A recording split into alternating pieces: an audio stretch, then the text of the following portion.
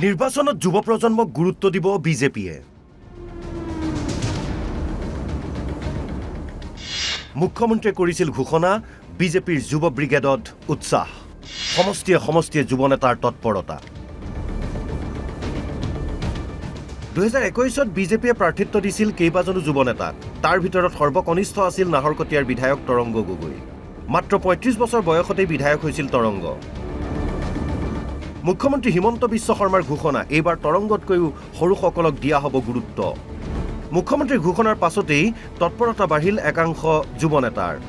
তাৰ ভিতৰত যোৰহাটত সিদ্ধাংকু অংকুৰ বৰুৱা, ৰঙানদীত ঋষিৰাজ হাজৰিকা, পলাশবাৰীত আয়ুস্মিতা ডেকা, দুলীয়াজানত প্ৰাঞ্জল শৰ্মা, চিপাঝাৰত ডক্টৰ বনমালী শৰ্মা অন্যতম। কিন্তু কাৰ সম্ভাৱনীয়তা কিমান? লখিমপুৰৰ যুৱ নেতা ঋষিৰাজ হাজৰিকা। যথেষ্ট সক্ৰিয় যুৱ নেতাজনে নতুন সমষ্টি ৰঙানদীত আৰম্ভ কৰিছে ব্যাপক তৎপৰতা। পঞ্চায়তে পঞ্চায়তে গৈ গঢ়ি তুলিছে জনসম্পৰ্ক। বিজেপিৰ শীৰ্ষ মহলৰ লগতো ঋষিৰাজৰ আছে সুসম্পৰ্ক। যুৱ মৰ্চাৰ প্ৰাক্তন সভাপতি সিদ্ধাংকু অংকুৰ বৰুৱা। সিদ্ধাংকুৰ দৃষ্টি যোৰহাট সমষ্টিত। আপাত দৃষ্টিত সমষ্টিটোৰ বৰ্তমানৰ বিধায়ক হিতেন্দ্ৰনাথ গোস্বামীয়ে এৰি দিয়াৰ সম্ভাৱনা ক্ষীণ যদিও তৎপৰতা অব্যাহত ৰাখিছে যুৱ নেতাজনে। ঘৰে ঘৰে গৈ জনসম্পৰ্ক গঢ়িছে। যোৰহাটত বিজেপিৰ অন্যতম দাবীদাৰ সিদ্ধাংকু অংকুৰ বৰুৱা। পলাশবাৰীত তৎপৰ হৈ পৰিছে জ্যেষ্ঠ বিজেপি নেতা ৰমেন ডেকাৰ কন্যা আয়ুস্মিতা ডেকা। আমেৰিকাৰ চাকৰি এৰি আহি ব্যস্ত হৈ পৰিছে ৰাজনীতিত।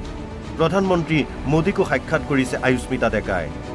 পলাশবাৰীৰ অলিয়ে গলিয়ে ঘূৰিছে, ঘৰে ঘৰে সোমাইছে আয়ুস্মিতাই। চিপাঝাৰৰ যুৱ নেতা ডক্টৰ বনমালী শৰ্মা। 2021তো টিকটৰ দাবীদাৰ আছিল যদিও বঞ্চিত হ'ল। তাৰ পাছতো হতাশ নহৈ দুগুণ উৎসাহেৰে সমষ্টিটোত লাগি গ'ল সাংগঠনিক কামত। ঘৰে ঘৰে গৈ জনতাৰ সৈতে গঢ়ি তুলিছে সুসম্পৰ্ক। এসময়ত RSS কৰা বনমালীৰ ৰাজ্যিক বিজেপিৰ সভাপতি আৰু মুখ্যমন্ত্ৰীৰ লগতো সম্পৰ্ক ভাল।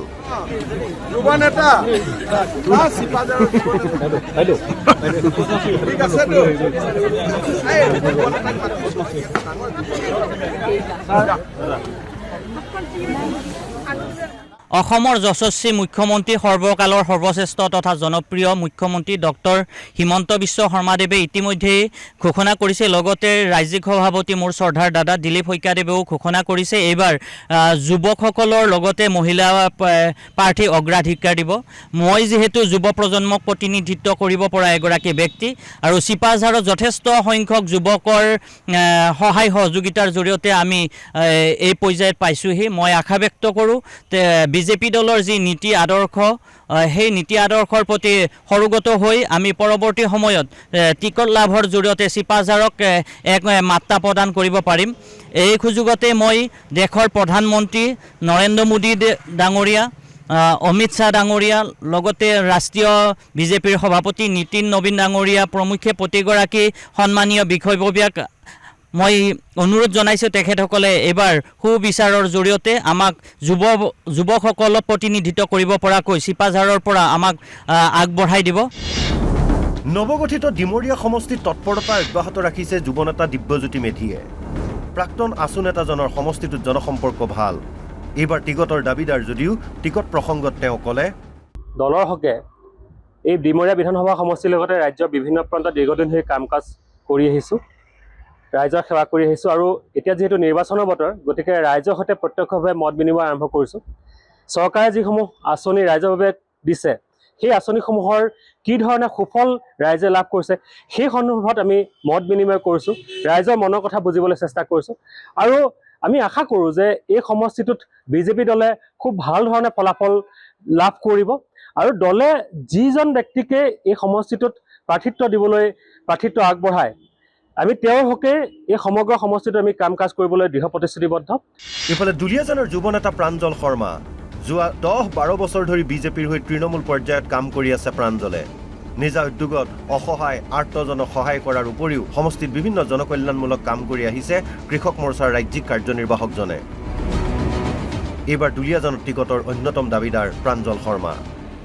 চাকৰিটো মোৰ প্ৰফেশ্যন হয়, কিন্তু পলিটিক্সটো মোৰ পেশ্যন হয়। তো পলিটিক্সটো মই আপোনাৰ মোৰ 18 বছৰ বয়সৰ পৰা মই কৰিছোঁ, 18 years পৰা মই কৰিছোঁ আৰু চাইছোঁ তেতিয়া মই বহুত আজি বৰ্তমানৰ মাননীয় মুখ্যমন্ত্ৰী ডক্টৰ হিমন্ত বিশ্ব শৰ্মাৰ দূৰদৰ্শী নেতৃত্ব মই তেতিয়াই দেখিছোঁ। বিজেপি দলত প্ৰাৰ্থিত্ব বিচৰাটো তেনেকুৱা কোনো নিয়ম নাই। দলৰ কাম কাজ কৰি কাৰণে কাম কাজৰ ওপৰতে নিজক তাৰমানে প্ৰতিষ্ঠিত কৰিব পাৰে বিজেপি দলত। এনেকুৱা নহয় যে মই বোলে আজি মই বিচাৰিব গৈছোঁ মোক টিকেটটো দিব, সেইটো নহয়। বিজেপি শীৰ্ষ মহলা বহুতকেইজন ব্যক্তি আছে, সকলোৱে বহি মানে চোৱা চিতা কৰিব যে তেওঁ দলৰ হৈ কি কাম কৰিছে, কিমান দিনৰ পৰা কাম কৰিছে, বা তেওঁৰ ৰাজনীতিত আজি কিমান দিনৰ পৰা জড়িত হৈ ৰাইজৰ লগত সহযোগ কৰিছে। প্ৰত্যেক বিভিন্ন স্থানত গৈ পিনে মই মানুহখিনি সহায় সহযোগ মই আগবঢ়াওঁ যিমানখিনি পাৰোঁ। তো সেই প্ৰচেষ্টাত আজি এই নামটো, মোৰ নামটো যে আজি ধৰি লওক টিকেটৰ দাবীদাৰ হিচাপে আহিছে, সেইটো মানে শুনিও ভাল লাগিছে। প্ৰাঞ্জলৰ উপৰিও দুলীয়াজনত টিকটৰ আন দুজন দাবীদাৰ হৈছে 3 দশক ধৰি বিজেপিৰ হৈ কাম কৰি অহা ডিব্ৰুগড় জিলা বিজেপিৰ প্ৰাক্তন সভাপতি তথা বৰ্তমানৰ ৰাজ্যিক কাৰ্যনিৰ্বাহক ইন্দ্ৰ গগৈ আৰু নতুনকৈ বিজেপিত যোগদান কৰা আছুৰ প্ৰাক্তন সাধাৰণ সম্পাদক শংকৰজ্যোতি বৰুৱা। যিহেতু এইবাৰ মোৰ কাৰণে পৰিৱেশটো বহুতেই ভাল আৰু দলেও পুৰণি কাৰ্যকৰ্তাক মৰ্যাদা দিয়াৰ কথা কৈছে। আচলতে আমি দীৰ্ঘদিনৰ পৰা অত্যন্ত সক্ৰিয়তাৰে এই দলত কাম কৰি গৈছোঁ। দলৰ সকলো দায়িত্ব মই নিষ্ঠাৰে পালন কৰিছোঁ। বিভিন্ন দায়িত্ব মই যিমানখিনি দায়িত্ব পালন কৰি গৈছোঁ, চাগে বহু কাৰ্যকৰ্তা এনেকুৱা ইমানখিনি দায়িত্ব পালন কৰিবলৈ সুবিধা পোৱা নাই। দলটোৱে মোক সেইখিনি সুবিধা দিছে। গতিকে ইমানখিনি দায়িত্বৰ মাজেৰে পাৰ হৈ গৈ আজিৰ পৰিৱেশত মই আছোঁ। আপোনালোকে বিভিন্ন সময়ত মুখ্যমন্ত্ৰী ডাঙৰীয়াৰ বক্তব্য হওক বা সভাপতি দিলীপ শইকীয়া ডাঙৰীয়াৰ বক্তব্য হওক, এই বক্তব্যবিলাক দেখিলে গম পোৱা যায় যে আন দলৰ দৰে তেখেতসকলৰ আবেদন, ভৰ্তি মাচুল এইবিলাক ধৰণৰ আচলতে ব্যৱস্থা বিজেপিত নাই। বিজেপিয়ে ৰিপৰ্ট কাৰ্ড, সমষ্টিত ৰাইজৰ মাজত কাম কাজ কৰা, সমষ্টিবাসী ৰাইজৰ সৈতে থকা সম্পৰ্ক, এইবিলাকৰ ওপৰত ভিত্তি কৰি তেখেতসকলে নিজাববীয়াকৈ গোটেই ব্যৱস্থাটো গ্ৰহণ কৰে। যিহেতু তেনেকুৱা ধৰণৰ আবেদন বা তেনেকুৱা ধৰণৰ মাচুল দিবলগীয়াকৈ টিকেট বিচাৰিবলগীয়া তেনেকুৱা ধৰণৰ ব্যৱস্থা নাথাকে। কাম কাজৰ ওপৰত ভিত্তি কৰি গোটেই বিষয়টো আগবঢ়াই লৈ যায়।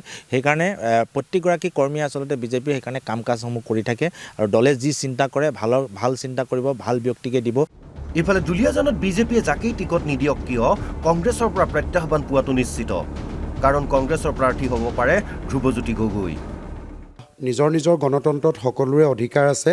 যোনে যি পাৰ্টি কৰিছে তেখেতলোকৰ দলৰ পৰা প্ৰাৰ্থিত্ব বিচাৰিব পাৰে। আৰু এটা কথা হ'ল কি, সমষ্টি উন্নয়নৰ কাৰণে হয়তো এজন বিধায়কেহে কাম কৰিব। সেইকাৰণে প্ৰাৰ্থিত্ব প্ৰত্যেকটো দলত বিচৰাটো স্বাভাৱিক। মই ৰাইজৰ মাজত আছোঁ।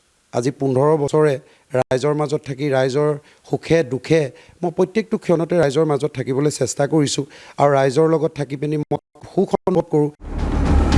এইদৰে এতিয়া প্ৰাৰ্থিত্বৰ দৌৰত নামি পৰিছে সকলো। এতিয়া হাইকমাণ্ডে সিদ্ধান্ত ল'ব কাক কাক দিয়ে টিকট, কাৰ কাৰ ফুলিব কপাল।